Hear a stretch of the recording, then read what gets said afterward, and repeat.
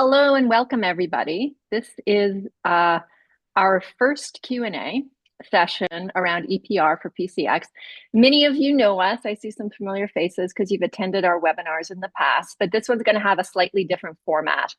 Rather than having a deck that we're going to walk through to illustrate various concepts, we're going to turn the floor over to you because we know a lot of you are struggling or trying to complete your EPR reporting for the US states because there's a lot of reports that are due on May 31st. So we just wanted to make ourselves available to you to answer any messy questions that might have arisen to try and help you guys get your reports in on time.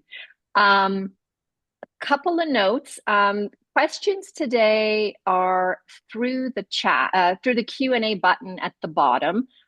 We know some of you might be shy, so you have the option of asking the question anonymously if you want. And please keep them coming. As they say in our college classes, no question too stupid. We're here for everything.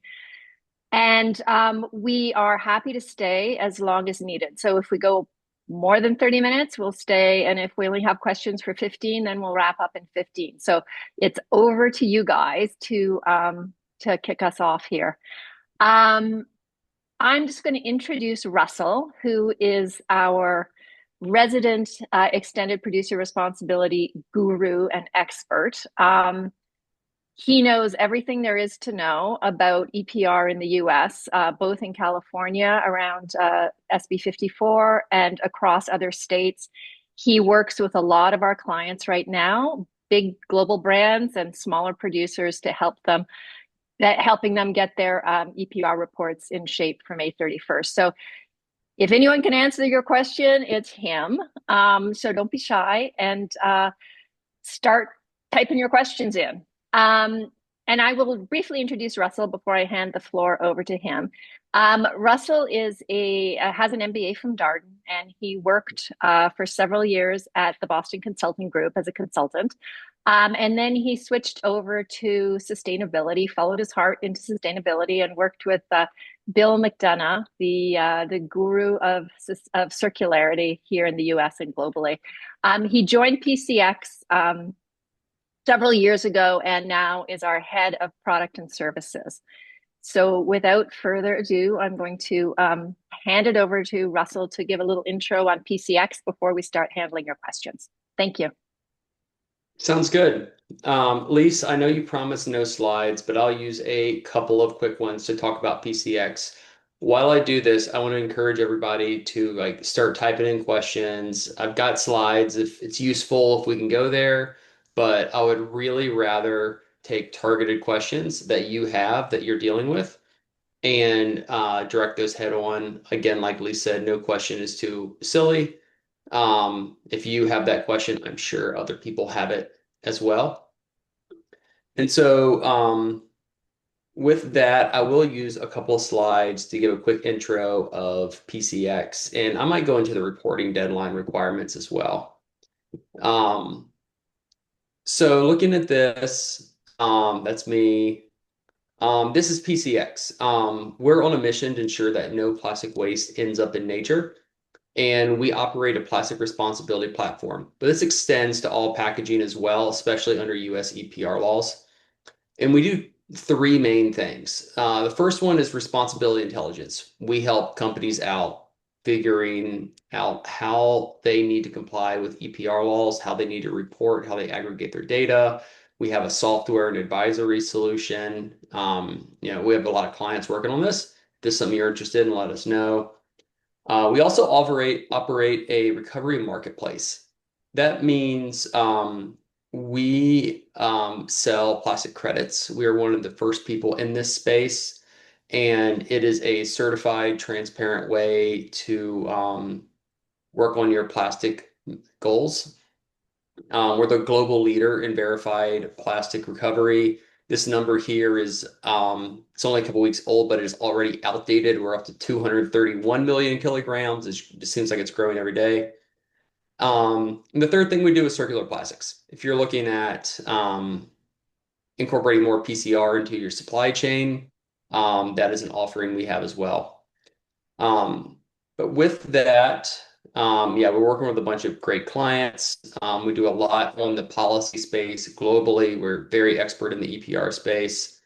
Um, but I will start here. Not everybody knows, some people do. There are a bunch of reports due May 31st. May 31st actually falls on the Sunday, so CAA said that we can submit them June 1st, the following Monday, just the next day.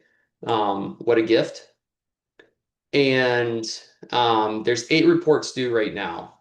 California, Oregon, Colorado all have their regular supply reports. California also has a annual source reduction report. It's much easier to do than your annual supply report, but it's also due. And there's 2 one-time reports due for California coming up. One of them in May. It's your 2026 baseline report. We're here actually reporting on your 2023 data. That's what you need to be source reducing from. And your individual source reduction plan. That's not due till August. You can wait a while on that one, but it is something you need to be thinking about. And then there's 3 other states, Minnesota, Maryland, Washington. They've all passed EPR laws. They have um,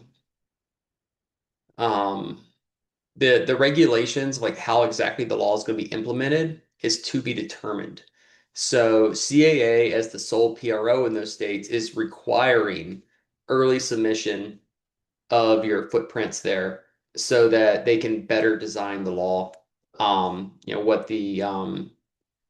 What the fees might be, what it's going to go fund, like all of those things. That's why CA has that. It's pre-program, but there is a reporting requirement nevertheless. And then Maine is to be determined. It's CAA will probably be the main PRO if we look at the other states, but it hasn't been officially selected yet. And we expect that maybe in Q3, beginning of Q4 is when that one will be due, but the real requirements haven't been set. Just keeping it here to have it on everybody's radar. So that's the quick introduction. If folks have questions, I would really like to start answering them. Oh, I see the first question coming in.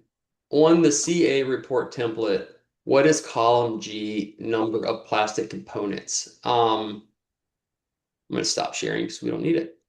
Um, Column G, number of plastic components, relates to California's requirement to do source reduction. In California, under SB 54, that creates the EPR law. It establishes a sole PRO, which CAA has been selected. Part of that law requires everyone to reduce their plastic weight and plastic components by 25% by 2032. And so that is how you report on those plastic components. It is the number of individual pieces of plastic in your packaging. There's a little bit of interpretation to be done when you go report that, and we certainly help you with that if you have follow-up questions or you want to work with us full time on doing your reporting. But basically, any piece of packaging, whether it is a plastic package, like a plastic bottle or something, or if it's like a cardboard e-commerce box that has tape, plastic tape on it, that'll have a minimum of 1 plastic component. If those plastic components are detachable, so if it's like a pouch that has like like a tear off top or something like that, or a bottle that has a lid that's not attached like the ones in Europe are, um, that would count as 2 plastic components because they can be detached through its normal use. It would be 2 components. When you're done with it, there's like 2 pieces to deal with. If you had, let's say, a box with a piece of tape and a sticker and all of that is like not going to come off, it's going to stay, then that would be just 1 plastic component. You can count it as a group. It's not detachable. So column G, you're reporting the number of pieces of plastic associated with that material category.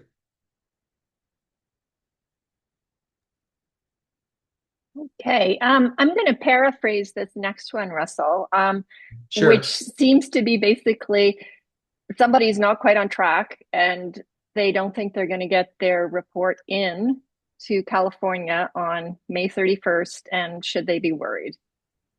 Um, a little bit, to be honest. CAA hasn't been totally forthcoming with what the penalties are going to be, like if you're late. Um, they have said if you're late to pay or late to pay invoices, like there would be a late charge on that payment. We're of course encouraging everybody to report by the deadline. If you don't report by the deadline, you're going to get an automated delinquency notice. Um, And if it's something that you're struggling with and you need help, like it's a service of ours, it's certainly something we can help you with. If you want to have a deeper dive into your specific situation and what you're struggling with, we can get time. But yeah, everyone should be reporting by May 31st, or I guess it's June 1st now. Okay. I see the next one here is about the 2023 baseline. And why is that so important? Oh yeah, and we even highlighted a minute ago, there's a specific report that you need to submit by the 31st on what your baseline is. That's your 2023 weights and components. There's no fees associated with that baseline, but you do need to report it because it informs your source reduction activities in the future. So your baseline's set at whatever it was in 2023. If your business is growing, if your business is shrinking, there's no adjustment to change it. It just is, it's locked in stone. Um, CAA just released like 3 weeks ago now, maybe a incentive plan for producers to hit the source reduction targets. And that outlines bonuses that you can achieve. So if you hit the source reduction targets, you get a credit against your fees, making the program less expensive for you. There is a malus in there for every pound of virgin plastic that you put into the market. You pay an extra fee on that. Of course, if you're using certified PCR, there's no fee to do that. So they're trying to incentivize more of a circular activity in the network for reuse of plastics. And there's a couple other bonuses in there too. There's a bonus based on refill and reuse. So if you do those activities, you get some money back. And if you're using PCR in specific categories they want to incentivize, you can get even bigger bonuses there. So a couple of those examples would be PCR in monopolypropylene or monopolyethylene packaging structures. If you're incorporating PCR into those kind of structures, you get a bigger bonus. But your 20 but the bonuses that you can get for source reduction, there's two tiers. There's one reducing below 23, which is bigger, and there's one that's reducing below your 26 level, which is smaller. CA hasn't said why there's two different years for that, but I would guess it's because this whole EPR thing and source reduction in general is pretty new. It probably wasn't on a lot of producers' radar back in 2023, 24, 25. And so they want to give some credits to people who are just thinking about it and starting now. But those bonuses get calculated based on how much you can reduce below your 23 and 26 baselines. Okay. Um, the next one here is really it seems like it's about organization. So somebody here is asking that they have been somehow magically put in charge of EPR for their company and they're not sure how to wrangle a team together to make it happen. And they understand it's not a one time thing, that they're going to have to do it year over year over year. And they're wondering what you've seen in the companies you've worked with, Russell, around how to organize internally to handle EPR reporting requirements. Okay, I do have a slide on this one, which I'm going to use because maybe it'll be helpful. You can screenshot it if you want to. Um, this is building your EPR strategy, how to get your team together. We think there's four main areas that you have to tackle. And I'll just start in order here. First one is your data systems. You've got to report annually, just tactically. You have to know how much packaging you have. So you have to build a baseline to be able to do that. So figuring out which systems, tools, source of truth you're going to use for that. Who's going to have access, if there's a data request, maybe into your supply chain or something, figuring out how you're going to acquire that information. And we've seen many companies using EPR specific tools that help with this because, at least in our experience, nobody has a ERP system or a financial like NetSuite type system that's going to have all of the things you need, the reporting categories, the number of components, the weight of the plastic, the weight of the package, like all of those things. Nobody has that all in one place. And so external tools can be super useful. The second point here is on teaming. Um, you've got to figure out who's going to do it and how to organize it. Um, the most effective thing that we've seen is starting with a small team that has super clear roles and can move relatively quickly. In big organizations, this can be kind of tough because you got one person who knows procurement, another person in finance, and somebody in the supply chain, but then can you make a change or like how much does this film weigh? Then you're talking to R&D. Um, but starting with a smaller team to get organized and understand what your obligations are. And eventually you do want to bring in IT, compliance, finance, supply chain, all of those people, sometimes marketing, and sometimes externals. That can be super helpful. Like we're helping some companies with this. Um, the third one is your process and procedure for the whole thing. It's a little old-fashioned, but a RACI model, super effective. Um, who's responsible for what, who's accountable, who gets consulted and informed because there's money involved. Making sure that's clear in your organization, what representative from what department needs to know about this. And then your strategy, whether that is how you're going to improve your reporting processes over time, or if you're going to make reductions, if you're thinking about California, what's the business case for that? So those are the main things you want to think about. In terms of teaming and getting organized.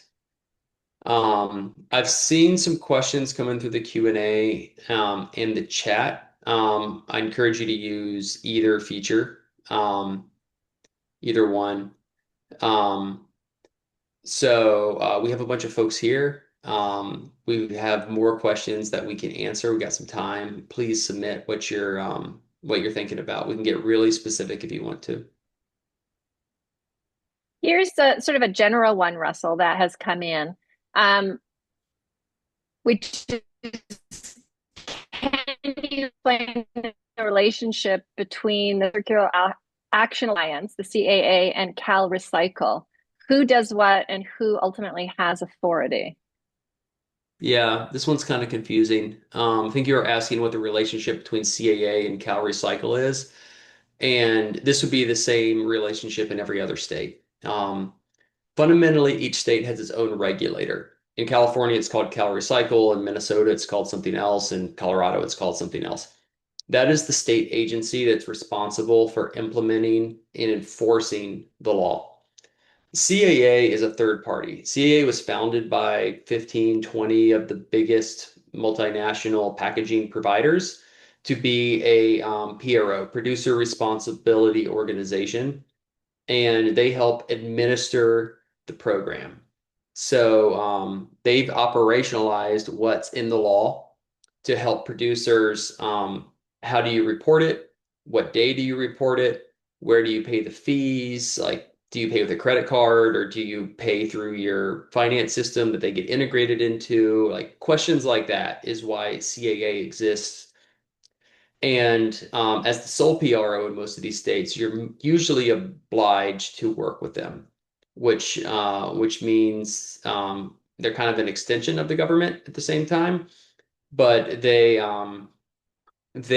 work to the letter of the law. So whatever the law says that was passed by the regulators is what they're enforcing through their program and their requirements. And they're kind of arm's length from the regulator. They don't do policy advocacy or anything like that. If there's clarifying questions that the producer audience in general has, like they'll try to get answers on those. One of those, a real example of that was the source reduction baseline in California. Was that supposed to be flat from 23? Is there a factor for growth? Because if somebody's growing really fast, it makes it really hard to reduce under 23. And they got clarification back from Cal Recycle. The answer was no on that one. But CAA does all of those things from the producer point of view. CAA is kind of like the government.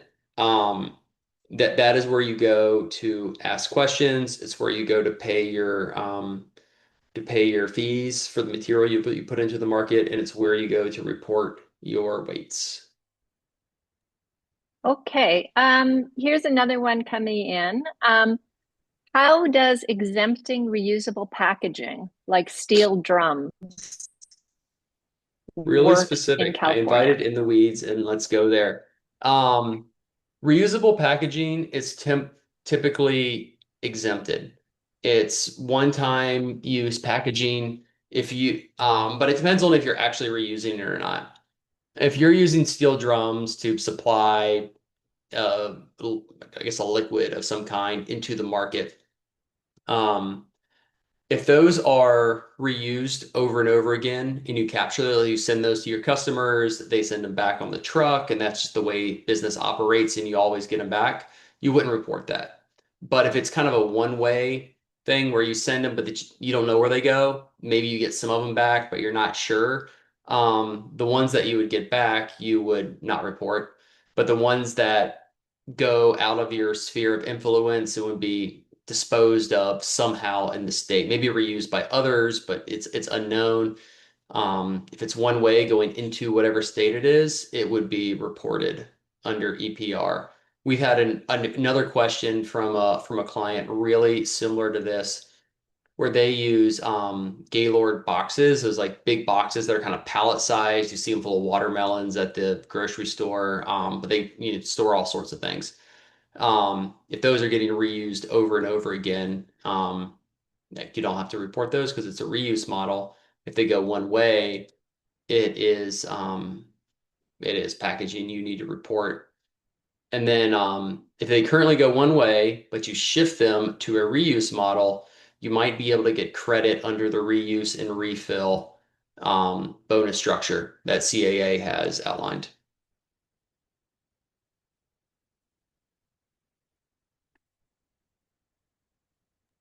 All right, Russell, I see one more here, another specific one. Do you need to reduce the plastic in fiber cups in California?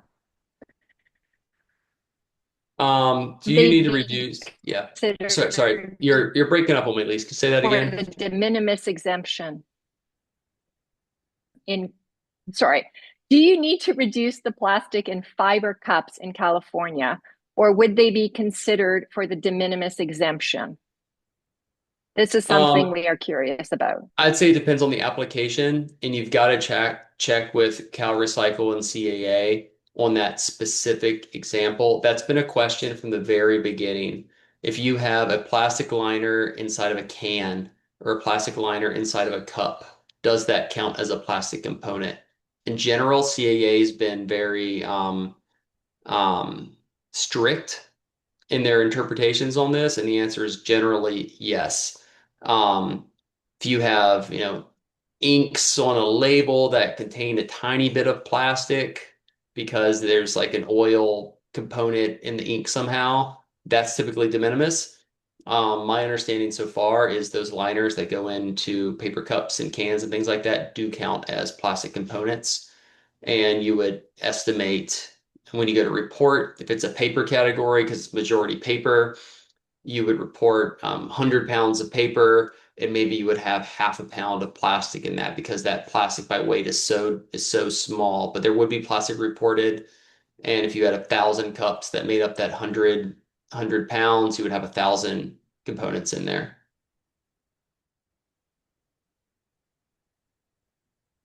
Okay, thanks so much, Russell. It's so interesting to hear these very detailed and specific examples.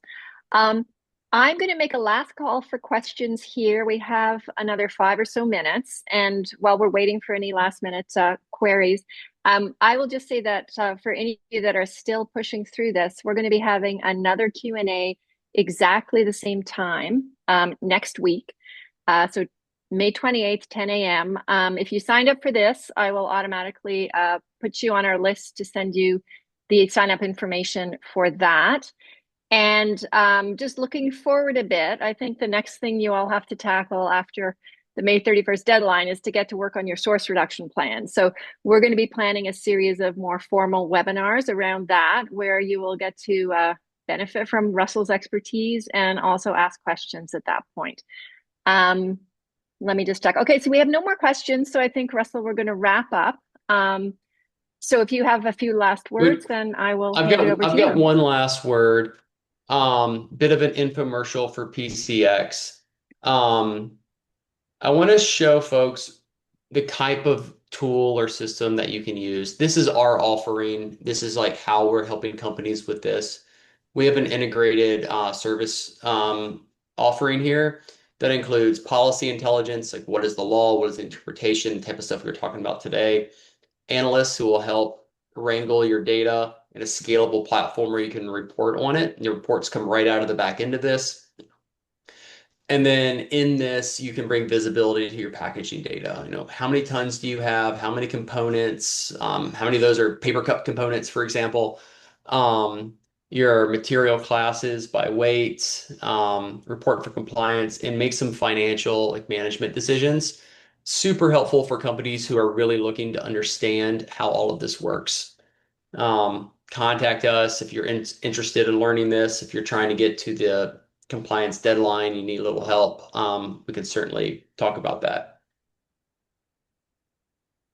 Yeah. Oh, and there are 9 days left until the 31st. This clock stresses me out, but that's how much time is left. Yeah. And as we said, if you guys are struggling, Russell and his team can help you get into shape for May 31st if you need a final push. Otherwise, feel free to contact us if you have any more questions, or hop into next week's Q&A if you have any final questions before submission. Thanks so much for joining, everybody. Thank you.